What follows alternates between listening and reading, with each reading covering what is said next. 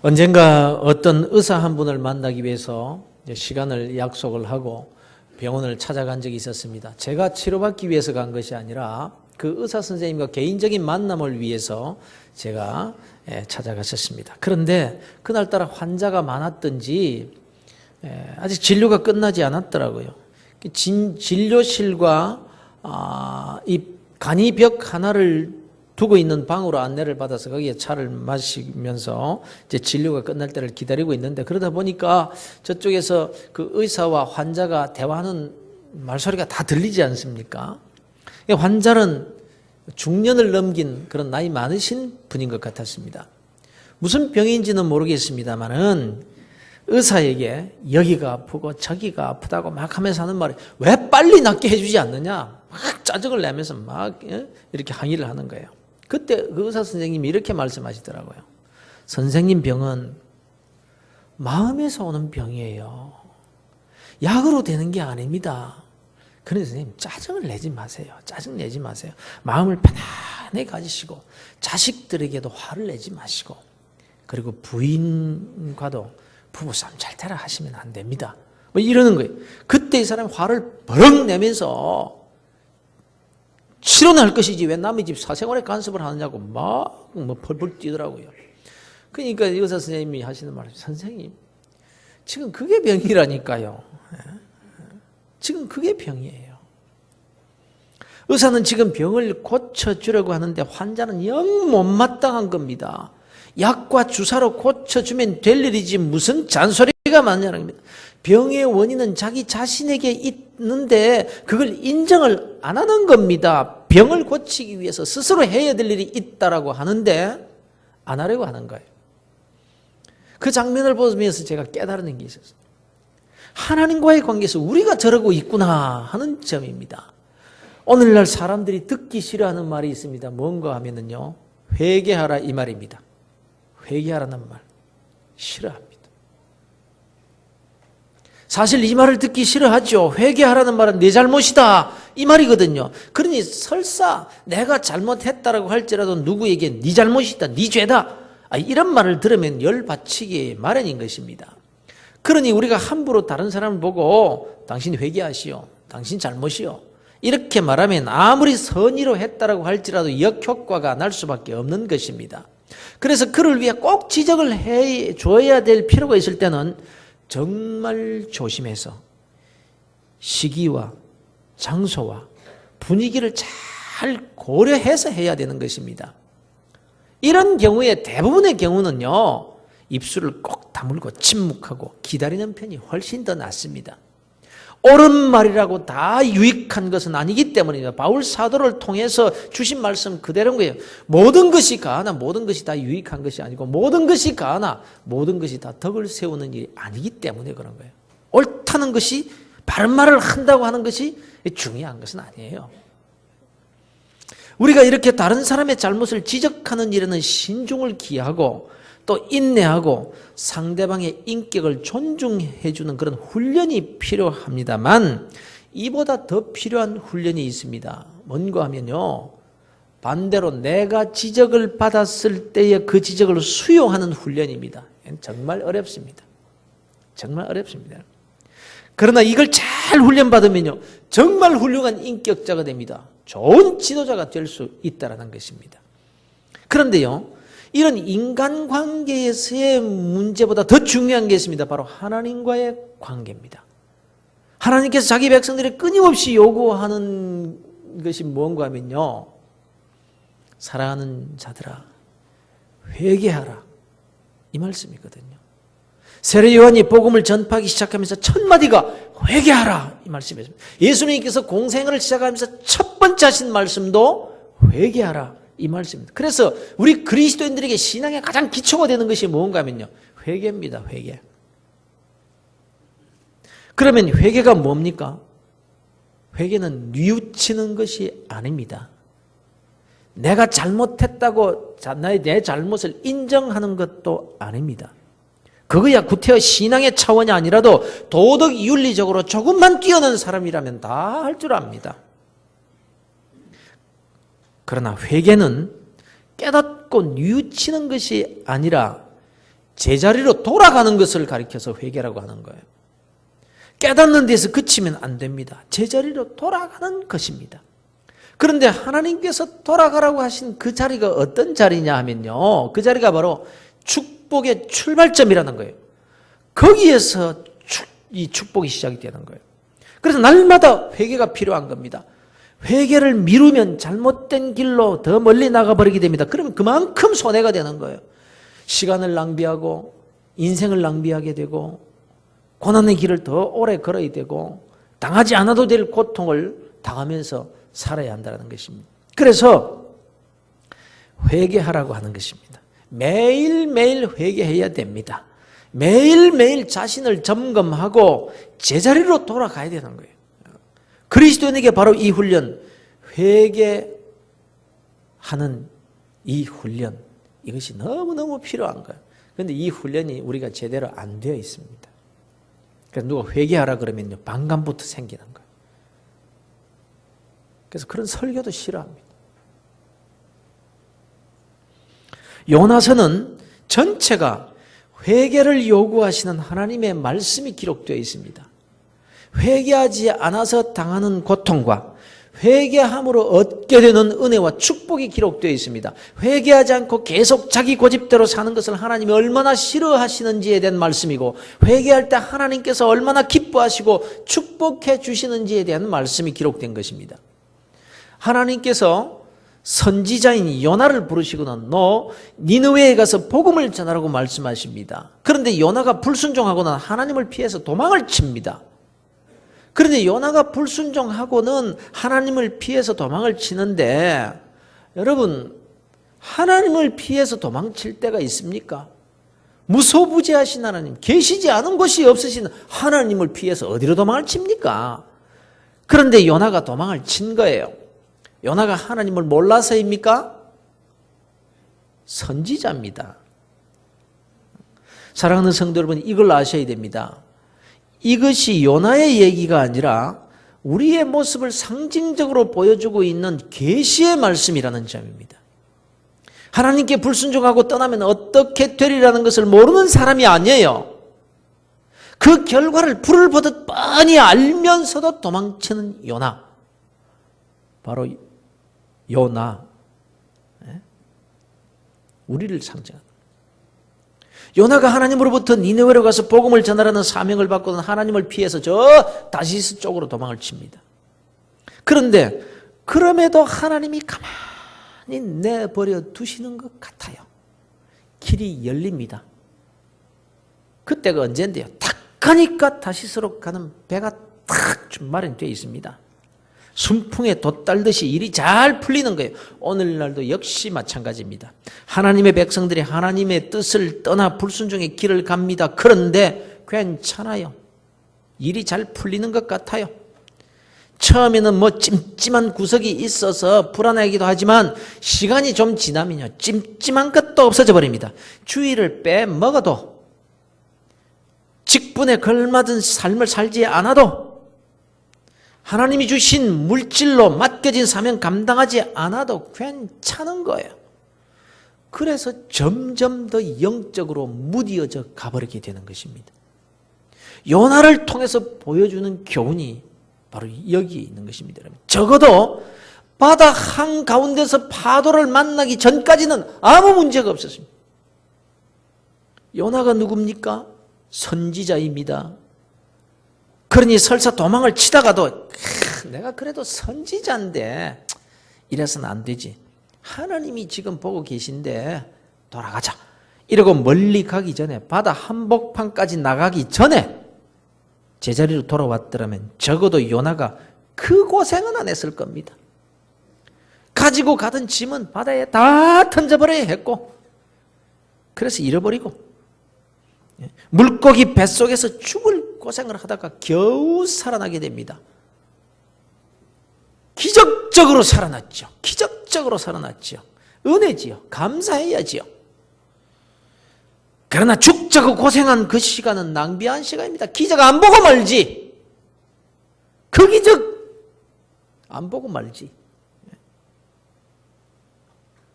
이거 피할 수 있었습니다. 회개하지 않고 제자리로 돌아가지 않고 계속 가다가 당한 고난입니다. 그런데 왜 요나가 이렇게 도망을 쳤습니까? 그는 선지자입니다. 당연히 복음을 전할 사명을 받은 자임에도 불구하고 그 일 안 하겠다고 도망을 친 거예요. 인간적으로 말하자면요, 그 도망친 이유가요, 이유 있는 반항이었습니다. 이유가 뭐냐? 복음을 전하라고 말씀하신 곳이 니느웨였기 때문입니다. 니느웨는 아수르의 수도였습니다. 원수의 나라였습니다. 망하기를 학수고대하고 있는 그 나라였습니다. 적어도 요나에게는 니느웨가 망하는 것이 복음이었습니다. 그곳이 어떤 곳인가? 하나님께서 마땅히 소돔과 고모라에 하셨던 것처럼 유황불을 내려서 멸망시켜 주셔야 될 땅, 그 땅이 니느웨였습니다. 그런데 하나님이 그들에게 가서 전해라, 40일 후면 그 성이 무너져 망하게 될 것이라고 알려주라는 것입니다. 왜 알려줍니까? 왜 알려줍니까? 그대로 있다가 고스란히 망하면 되는 일인데 말입니다. 요나가 하나님의 뜻을 모르겠습니까? 선지자인데요. 그 말을 듣고 돌이켜서 회개하면 어떻게 되는 거예요? 요나는 그 천부당 만부당하는 그 일이 생길지도 모르는 일이기 때문에 나는 못 갑니다. 하나님의 뜻을, 내가 하나님의 마음을 알고 있는데 난 도망갑니다. 아수르 놈들은 다 망해야 된다. 이것 때문에 도망친 거예요. 여러분, 우리에게는 이런 마음이 없을까요? 우리에게도 이 요나의 분노가 다 있습니다, 여러분. 가만히 생각해 보십시오. 이건 결코 요나의 마음만은 아니라는 것입니다. 여러분, 누군가를 용서하지 못하고 미워하는 마음이 없습니까? 뭐 하다못해 우리는요, 정치인들에 대한 분노의 마음이 다 있습니다. 따지고 보면 그 사람과는 개인적으로 무슨 아무런 이해관계가 없음에도 불구하고 TV에 나오기만 해도 그가 미워요. 그런데 문제는 그 미움이 나 자신을 올가매버린다는 것입니다. 내 자유를 빼앗아가 버리게 되고 내 기도를 막아버리고 하나님의 뜻을 이루는 데 방해가 된다는 거예요. 미국에서 있었던 실화입니다. 오래전이지만 한 살인범이 사형한도를 받았습니다. 그 살인범의 형되는 사람이 아주 훌륭한 분으로서 국가를 위해서 큰 공을 세운 사람이었습니다. 동생을 사랑했던 이 형이 대통령을 찾아가서 동생을 사면해 줄 것을 간곡히 부탁을 했습니다. 대통령 국가를 위한 그의 공헌도를 생각해서 사면을 허락하게 됩니다. 이 형은 사면장을 받아서 주머니에 넣고는 동생을 찾아갑니다. 그리고는 동생에게 묻습니다. 애야, 네가 만일 풀려나서 자유의 몸이 된다면 앞으로 어떻게 살겠냐 물었습니다. 그의 동생은 살기 어린 목소리로 내가 나가면 내게 사형언도를 내린 재판정부터 죽일 것입니다. 그리고 나를 이렇게 만든 사람들 하나하나 찾아가서 다 복수할 겁니다. 이렇게 말합니다. 형은 눈물을 흘리면서 감옥에서 나옵니다. 그리고 주머니에 있던 사면장을 꺼내어서 찢어버리고 맙니다. 그런가 하면 이런 일도 있었습니다. 퓰리처 상을 받은 사진입니다. 1972년 베트남 전쟁이 한창일 때 베트남 종군 기자였던 현콩 닉우 씨라는 사람이 찍은 사진인데, 한 마을에 베트콩들의 저항이 심해지자 미 공군의 전폭기들이 마을을 네이팜탄, 소위탄으로 그냥 불바다를 만들어버렸습니다. 그 가운데서 이 불붙은 옷을 벗어 던져버리고 발가벗은 몸으로 도망을 치는 이 작은 소녀의 사진 한 장이 전 세계 사람들의 마음을 울립니다. 이 소녀의 이름이 판틴 킴퍽이었습니다. 킴퍽. 이 소녀는 수술을 수없이 받았고 이 몸에 박힌 파편들을 수도 없이 파냈습니다. 그런데 어디를 다쳤는지 모르지만 세포가 파괴되어서 땀이 한 방울도 나지 않는 그런 상처를 입었습니다. 이렇게 이 소녀는 그런 몸으로 자라는 거예요. 자나 깨나 앉으나 서나 그 마음에는 한이 맺혔습니다. 미국 놈들에 대한 증오심입니다. 미국에 대한 분노의 미움으로 그렇게 살아가고 있는 거예요. 그 몸은 점점 더 망가져가는 거예요. 그러던 이 소녀가 20살 되던 해였습니다. 어느 날 이 아가씨가 누워있는 곳에 한 목사님이 찾아오셨습니다. 그리고 복음을 전했습니다. 그가 예수를 만납니다. 예수를 만나게 되자 이 아가씨가 그렇게도 미워하던 미국 사람들에 대한 증오가 없어졌습니다. 늘 입만 열면 미국 놈들에 대한 저주였는데 미움과 저주가 사라지고 찬송을 부르고 말씀을 보게 됩니다. 그 마음속에 평안이 찾아오게 됩니다. 그렇게도 악몽으로 잠 못 이루던 밤에 잠도 잘 자게 됩니다. 점점 건강을 회복하게 됩니다. 그리고는 결혼을 하고 자녀를 낳고 살게 되죠. 1992년 김퍽은 그렇게도 저주를 퍼부었던 그 원수의 나라 미국을 방문하게 됩니다. CBS 방송에 출연해서 처참했던 그 베트남전 역사를 증언하면서 용서의 복음의 메시지를 전함으로 전 세계 사람들을 감동시킵니다. 미움은 스스로를 망치지만 용서는 스스로를 하나님의 은혜 아래 머물게 하는 것입니다, 여러분. 요나가 니느웨에 대한 미움 때문에 하나님을 떠나서 도망을 칩니다. 그러다가 파도를 만납니다. 바다로 던져지죠. 사망의 고통을 당하게 되지요. 이것이 사명자가 사명을 버리고 하나님을 떠난 결과를 상징적으로 보여주는 거예요. 그런데 중요한 것은 하나님은 요나를 절대로 포기하지 않으신다는 점입니다. 끝까지 따라가십니다. 그리고 제자리로 돌아오기를 원하십니다. 바다로 집어 던져서라도 말입니다. 요나는 고기 뱃속에서 회개하고 돌아옵니다.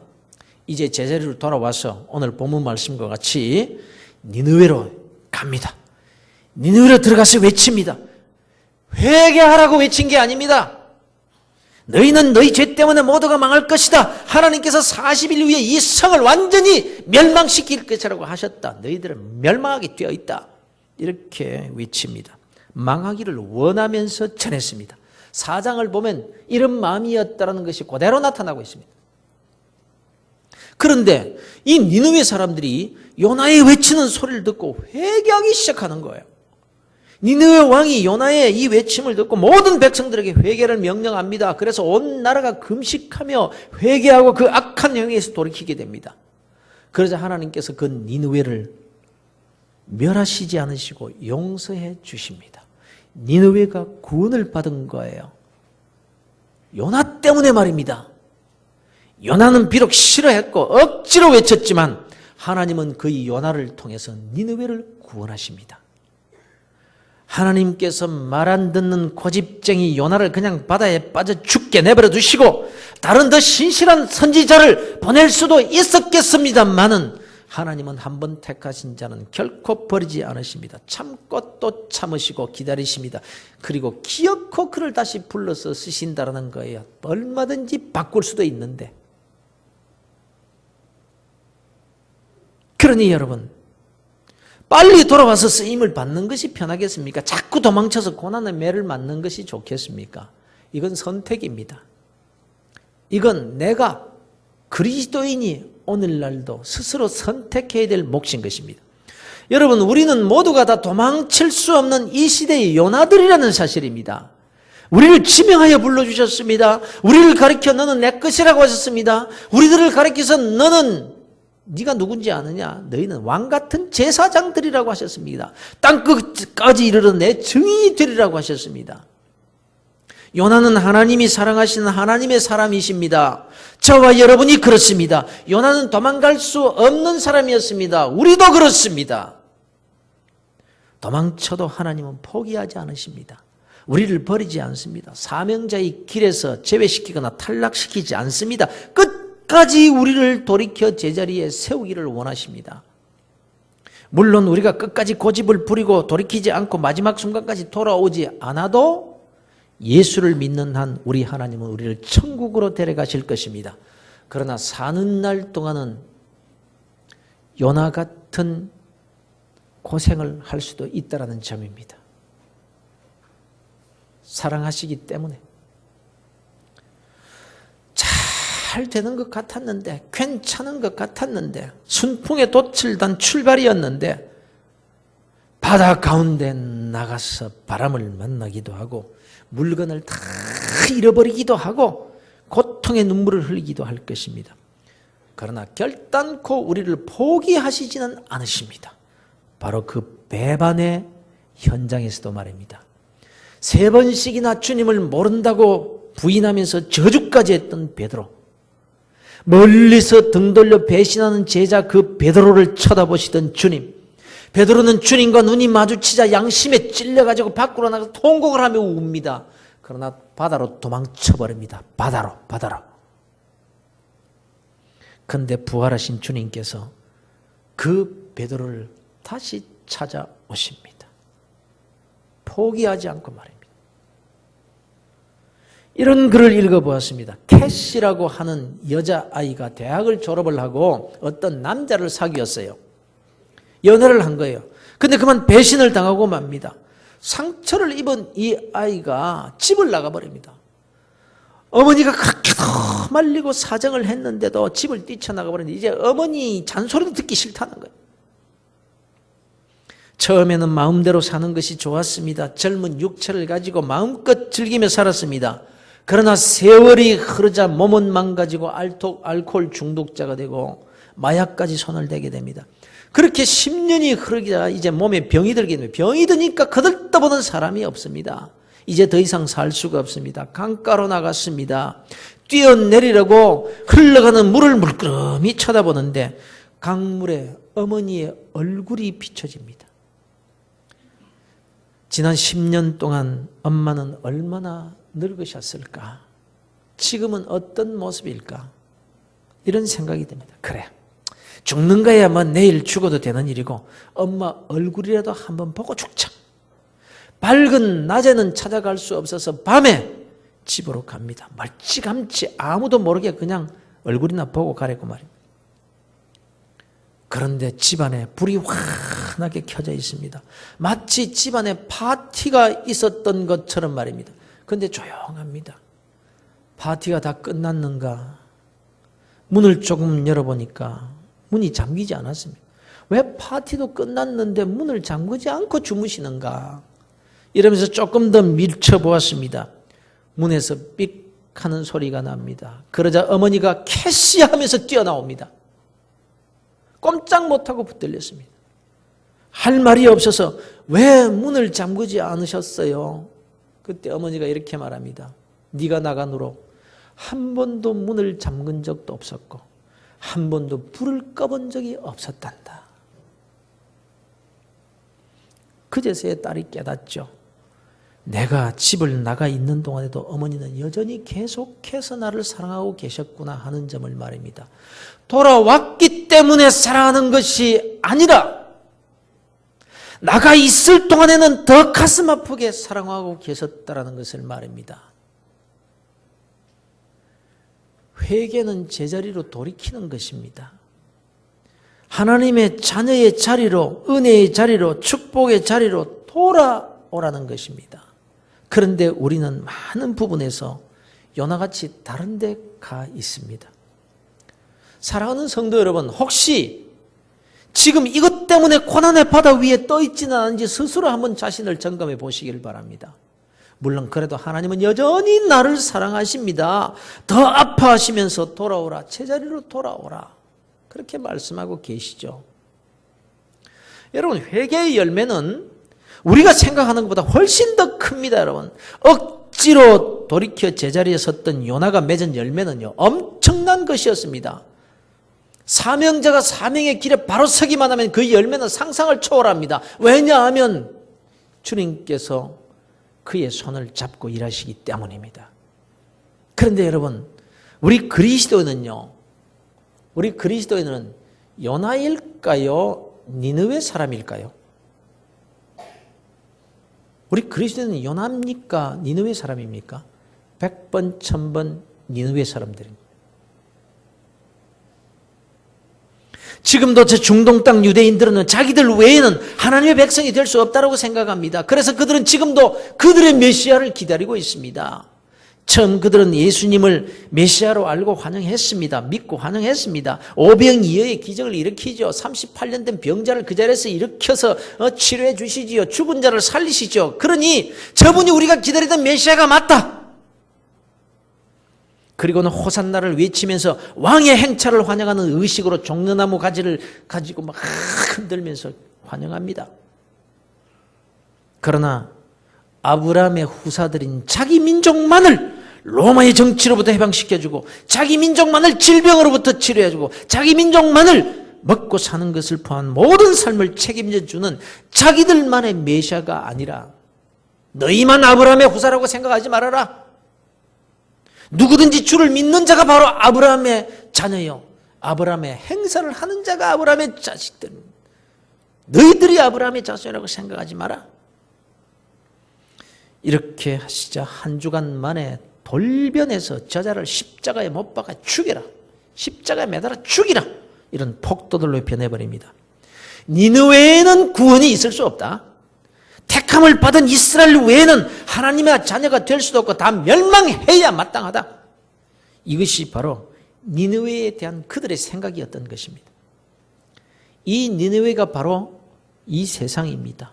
이방인들을 상징합니다. 바로 저와 여러분들이었습니다. 그런데 하나님은 하나밖에 없는 독생자 예수님을 니느웨를 위해서 십자가에 내어주십니다. 그리고 주 예수를 믿으라, 그리하면 너와 네 집이 구원을 얻으리라, 이렇게 말씀을 하십니다. 니느웨에 살고 있던 나, 니느웨에 살고 있던 내가 이 시대에 어떤 요나가 외치는 소리를 들었습니다. 그가 나를 사랑해서 그랬는지 아니면 억지로 전했는지는 모르겠습니다. 그가 믿음이 좋은 사람이었는지 아니었는지는 모르겠습니다. 어쨌건 나는 그가 외치는 복음의 소리를 듣고 그가 인도하는 대로 이끌려서 교회를 찾아왔고, 그리고는 예수를 믿고 지금 이 자리에 나와 앉아있게 된 것입니다. 나에게 복음을 전해준 그 요나, 그가 나를 사랑해서 교회에 나가자고 권했는지는 모르겠습니다. 교회에서 전도하라, 전도하라. 희년을 맞아서 전도해야 됩니다. 나가서 전도하라, 전도하라고. 그래서 억지로 나가서 전하는 것이 나에게 복음을 전해준 사람이었는지도 모르겠습니다. 그러나 분명한 것은 하나님께서 니느웨에 살던 나를 얼마나 사랑하시느냐 하는 점이 본문에 기록되어 있습니다. 요나는 화가 났습니다.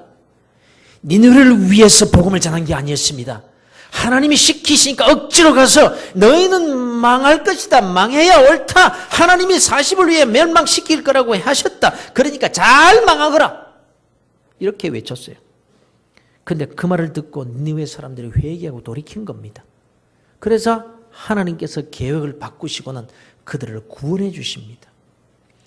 요나는 하나님께 반항을 합니다. 그래요, 내가 그럴 줄 알았습니다. 그래서 내가 도망쳤었거든요. 처음부터 내가 그래서 도망간 겁니다. 이런 법이 어디 있습니까? 하나님은 불의한 자를 용납하시면 안 되지요. 저들은 망해야 할 족속들입니다. 좋습니다. 하나님 선택하세요. 나를 선택하든지 니느웨 사람들을 선택하든지, 저들을 선택하려면 나를 차라리 죽이세요. 내가 죽는 게 더 나아요. 이러면서 멀찌감치 니느웨 성이 보이는 곳에 초막을 지어놓고 앉아서 어디 보자, 하나님이 의로우신 분이신지 아닌지 보자, 소돔과 고모레서처럼 불을 내리세요, 이러면서 쳐다보고 있는 겁니다. 해가 떠올라 요나의 머리에 뜨거운 햇볕이 내려쬐이자 더워서 견딜 수가 없습니다. 그때 하나님께서 박넝쿨을 금방 자라게 하셔서 초막을 덮어서 햇볕을 가려주십니다. 요나가 너무너무 좋아합니다. 그런데 하나님께서 다음날 해가 뜨기 전에 벌레를 보내셔서 박넝쿨을 싹 갉아먹게 만들어 버리십니다. 해가 떠오르는데 요나의 머리 위에 뜨겁게 내려 쪼입니다. 죽을 지경입니다. 아니, 어제는 박넝쿨로 덮어주시더니 이건 또 뭡니까? 그래요, 그래요, 죽이세요. 죽는 게 나아요. 차라리 죽이세요. 그때 하나님께서 이렇게 말씀하십니다. 내가 수고도 아니하였고 재배도 아니하였고 하룻밤에 났다가 하룻밤에 말라버린 이 박넝쿨을 아꼈거든. 하물며 이 큰 성읍 니느웨에는 좌우를 분별하지 못하는 자가 12만 명이나 있고 가축도 많이 있는데 내가 어찌 아끼지 아니하겠느냐. 내가 아끼는 것이 잘못됐냐, 요나야?